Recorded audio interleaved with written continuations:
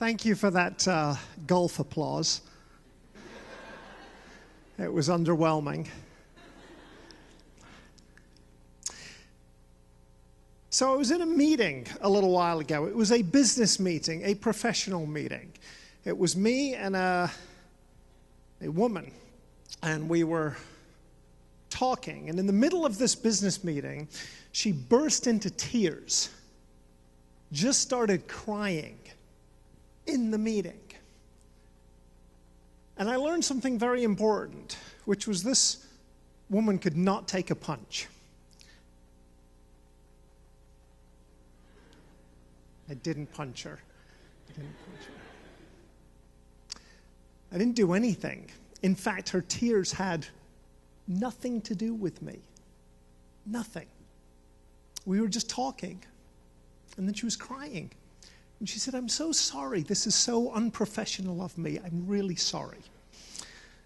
And I said, "It's okay. It's all right. In fact, this has nothing to do with professionalism, unprofessionalism. Why would it be considered more professional to somehow restrain our emotions and hold them in?" At least that's what I wished I would have said. What I actually said was, can I get you a tissue, or should I leave? It was really awkward.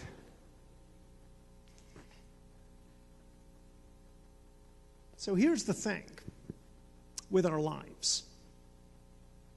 We feel trapped frequently in a circle of everything from minor irritations to really major problems, things that are tearing us up from the inside out that we don't want anybody to know about.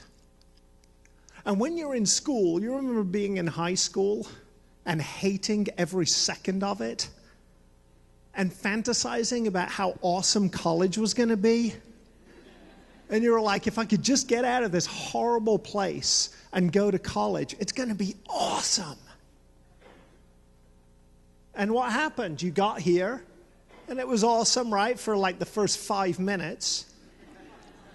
And then you realize that the only thing worse than teachers are professors.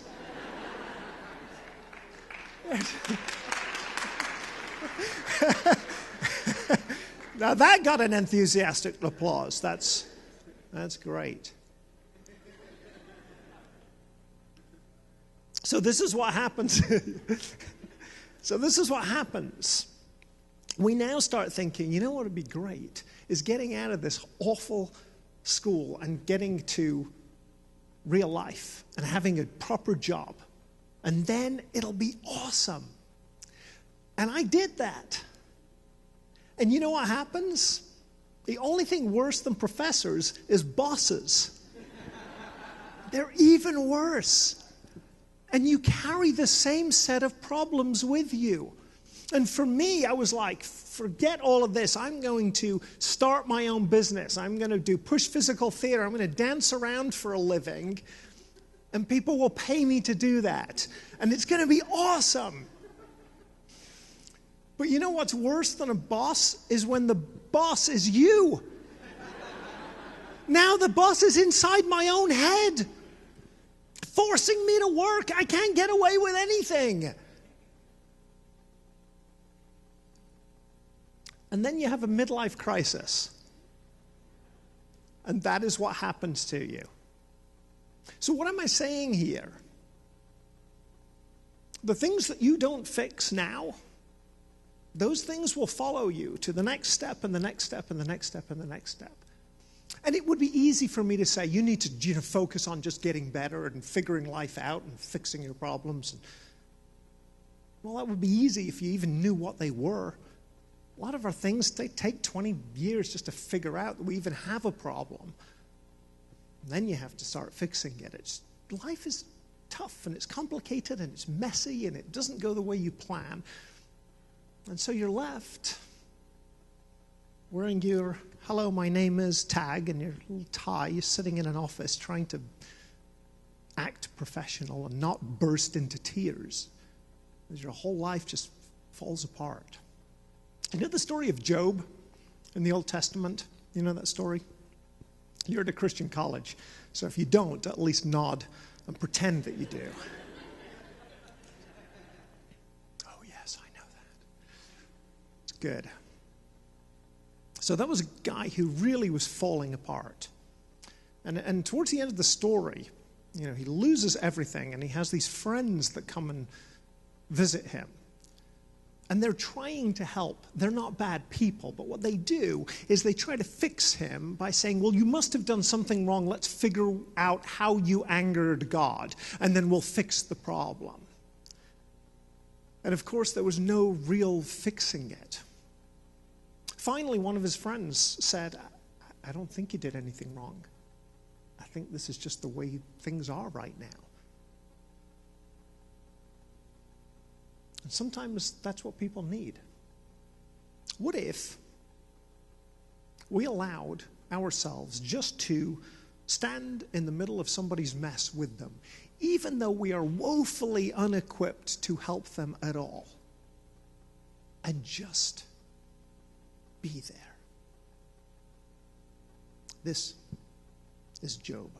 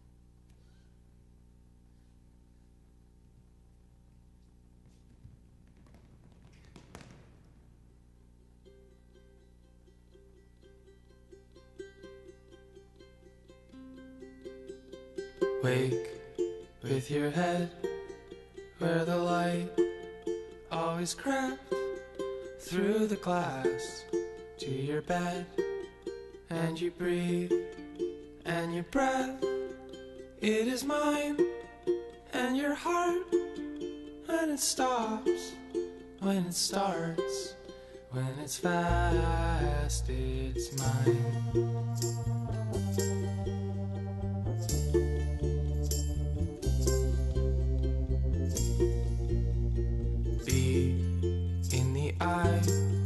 Where the war and the cry and the truth are at rest, and your odds and your best, they are mine. If you're shy, if the streaks in the sky shake the window. No, I was like you, and the sun came down and the dust blew around over me.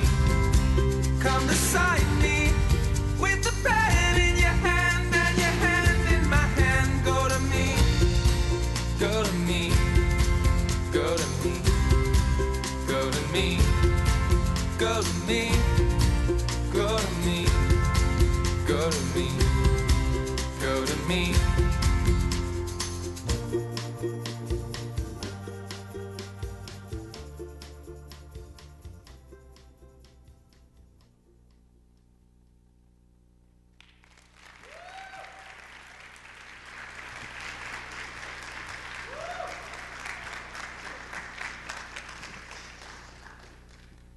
What? I'm tired. I'm old and I'm tired. So I put my pajamas on earlier every day. Eventually I will ascend to the point in life where I won't ever take them off. Can't wait.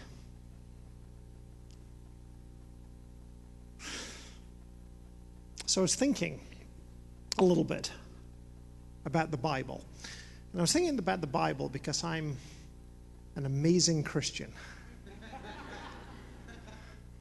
That's what you do too, right? All the time when you're thinking. You think about the Bible.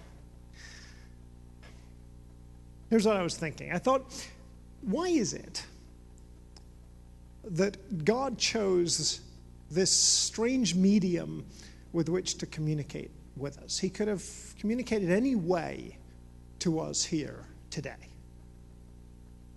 And instead of producing like a 30-page user's manual for life that just tells me exactly what to do, I get this long, weird, complicated book of stories.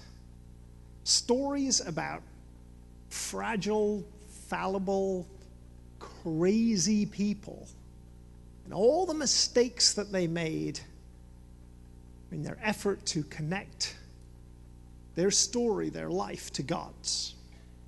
And then Jesus comes to sort it out and explain it all to us. And what does he do? He tells more stories. Some of them aren't even like stories. They're more like jokes. You know, the idea of like judging somebody is like pointing out the chip in their eye while you have a hole in your own. That was a joke. I mean, it's not so funny 2,000 years later, but they loved it at the time. It got great laughs.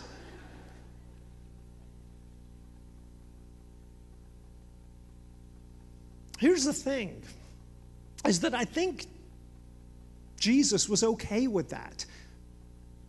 He was okay that not everybody understood the parables, and I wonder why.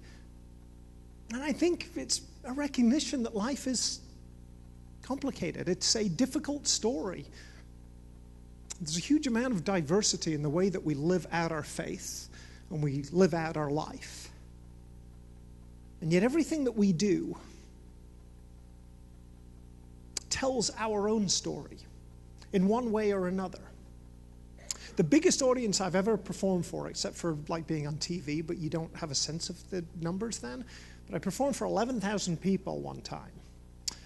And that was huge. It's weirdly isolating because even though there's so many people and there's this wall of sound, like it's in a big proscenium and the front row is 40 feet away from you. And they're just sort of out there in the dark. And the few people that you can see aren't looking at you. They're looking at you on the Jumbotron monitor. There's a whole bunch of people looking off to the side. That's strange. But there's this big adrenaline shot at the same time. Smallest audience I've ever performed for is my 2 kids. I own a couple of children. And they're 16 months apart. So when they were little, you know, they slept in the same little bedroom. I would go in and read them stories. And I did them like they were full-out performances. I was like running around the bedroom and hanging off stuff and doing the voices and acting it out.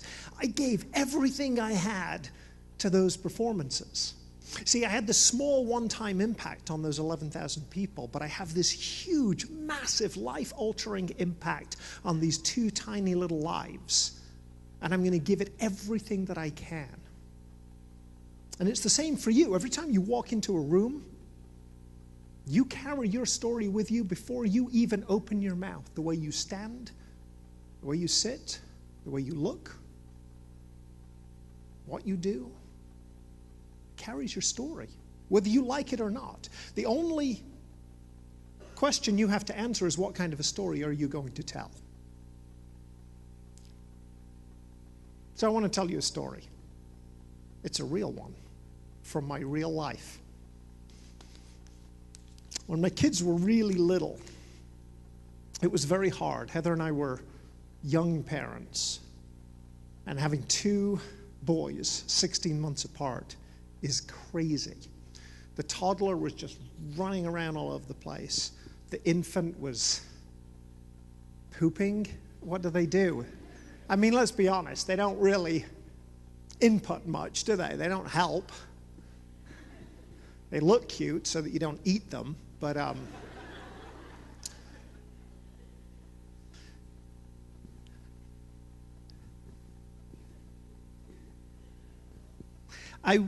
not advocating that you eat your children or punch people at work. Either one of those things is, okay, good. I'm just checking. So we had this tiny apartment, and the kids' bedroom would have been over here.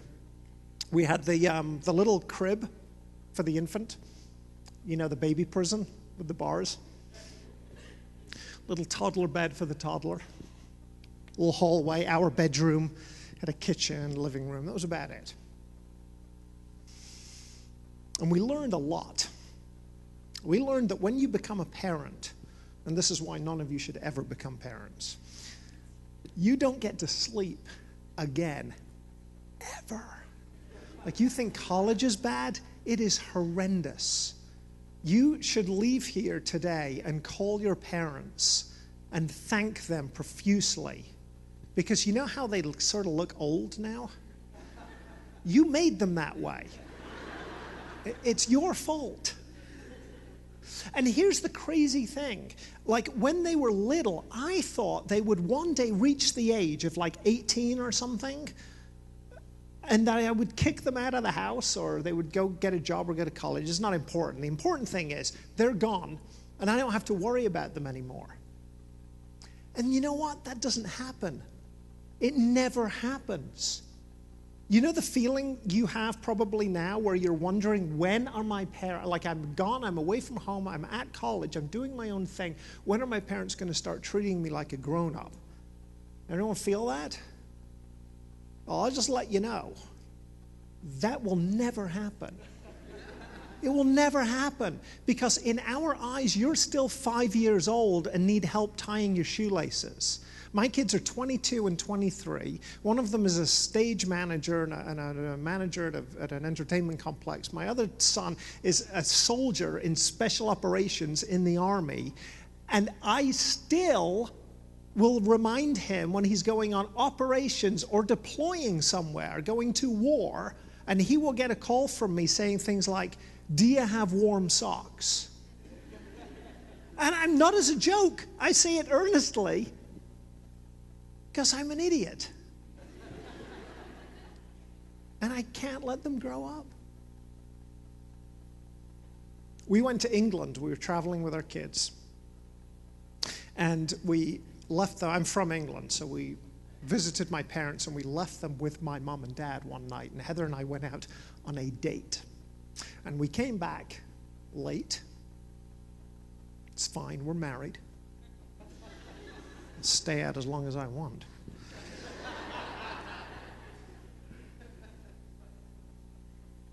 And I sneak very quietly into the house, and it's dark. And I do not want to wake them up. And we sneak into the living room. And there in the corner, sitting in his favorite chair, like the Godfather, you know, single light bulb dangling above his head, my dad. And he's waiting up for us. I said, "What are you doing? Are you waiting up for us?" "Why are you waiting up for us? I'm a grown-up. I live in another country. I've had sex.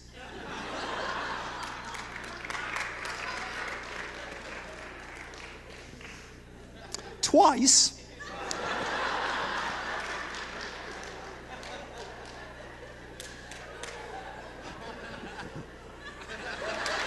Thank you. Thank you.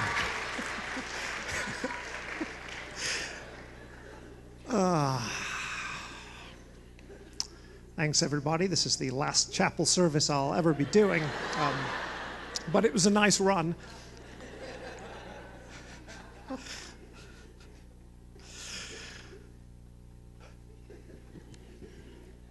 So he looks back at me and he says, "I know. but you're still my son.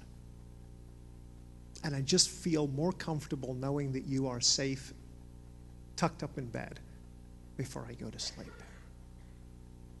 And I realized at that moment, for the rest of my life, as long as I live, I will never, ever have another good night's sleep. This peace is based on actual events. Enjoy our pain.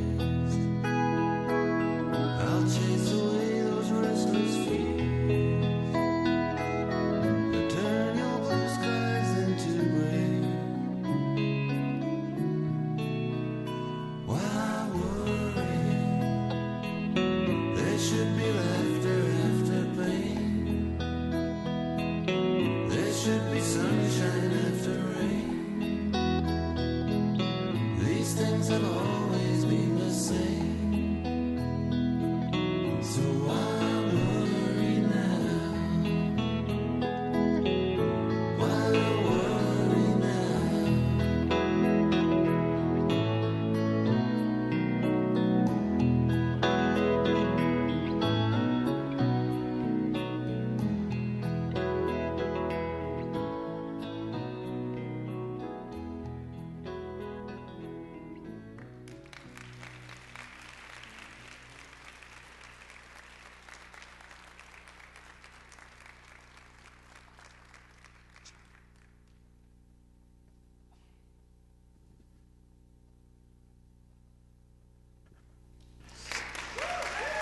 Thank you. Right. So here's what we're doing. Tonight, we're going to do a workshop here. Not in this room, but in the recital hall, Shoe and Recital Hall right here at 7 o'clock to 9 o'clock. It's just 2 hours. And you're all invited. So I want to see all of you there.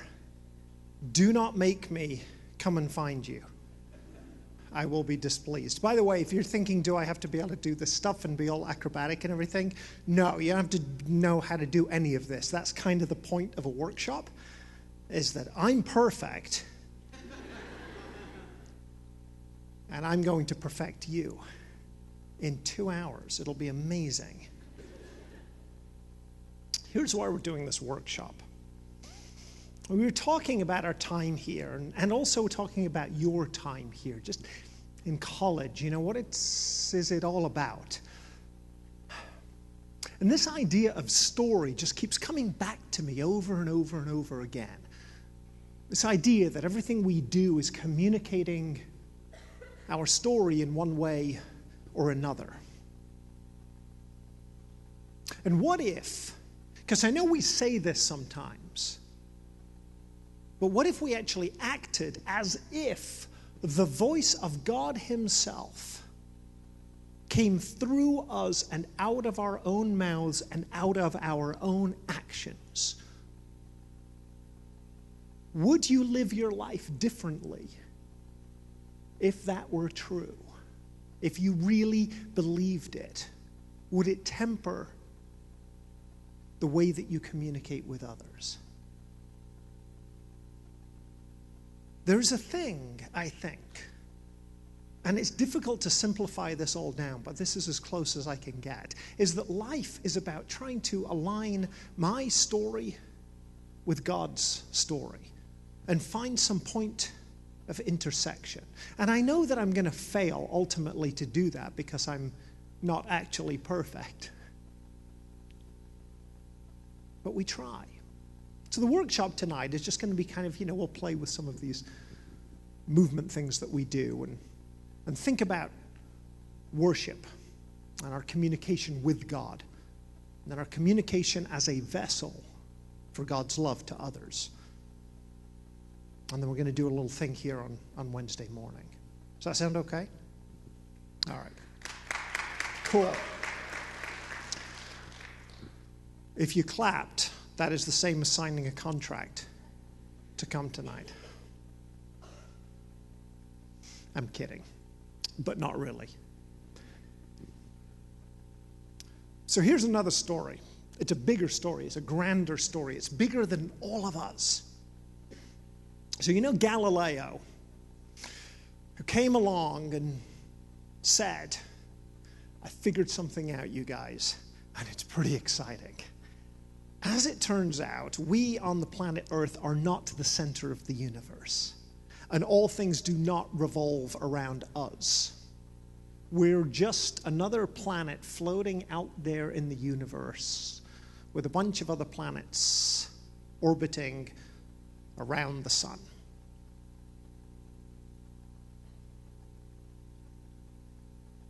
And they wanted to excommunicate him for saying that. And I think it has to do with the idea of nobody wants to be told that they're not special. But you're not special. Neither am I. You know, it's a weird thing. In England, it's culturally different. In England, you grow up and you're sort of like told, don't expect too much. That's sort of like the way I grew up. This is why English people go through their whole lives feeling slightly awkward and a bit embarrassed. And in America, you guys are told from almost birth, you could be the next president. You could be the president. I'm here to tell you, none of you will ever be the president. I'm sorry, you just don't have enough money and power. You were born into the wrong family. It's just not going to happen for you. If it does, call me. See, the reality of our lives is that our story is just part of a big circle of life. What Galileo discovered, aside from all the science stuff, which is amazing, was that we exist in relation to everything and everybody else. That if I stopped this thing from happening right now and said, hey, just hang out, guys, you would probably stand and talk to your friends, and you'd stand in little circles. You go home, you're part of a family circle. And you're part of bigger circles, community circles that impact your whole college and this town, this city, your state, your country, the whole world. And how you act, how you behave, how you relate to others, it matters. And it's not even big. It could be as small as just making eye contact with the cashier in the grocery store, smiling at somebody, going over and giving a hug to somebody that looks like they need it. It's little stuff. I'm not asking you to lay down your life. You don't actually have to do what Jesus did most of the time. The only thing we have to fight is our own embarrassment most of the time. The only thing that we have to lay down and die is our sense of importance and entitlement. And live lives of service, lives that communicate God's love, lives of worship where your story intersects with His. And that, I think, is a message worth learning. This is Galileo. You guys have been awesome. We will see you up in the cafeteria for lunch, okay? Thanks.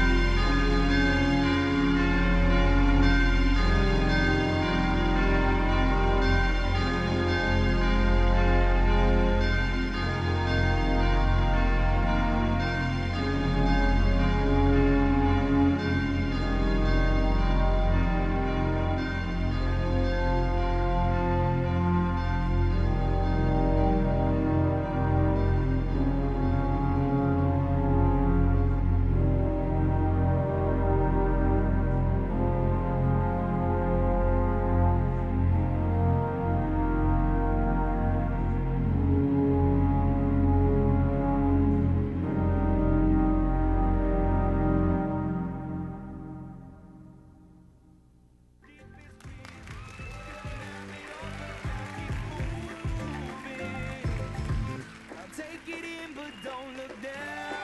'Cause I'm on top of the world, I'm on top of the world, Been waiting on this for a while now. Paying my dues to the dirt. I've been waiting to smile, to hold it in for a while, Take you with me as I can. Been dreaming of this since a child. I'm on top of the world. I've tried to cut these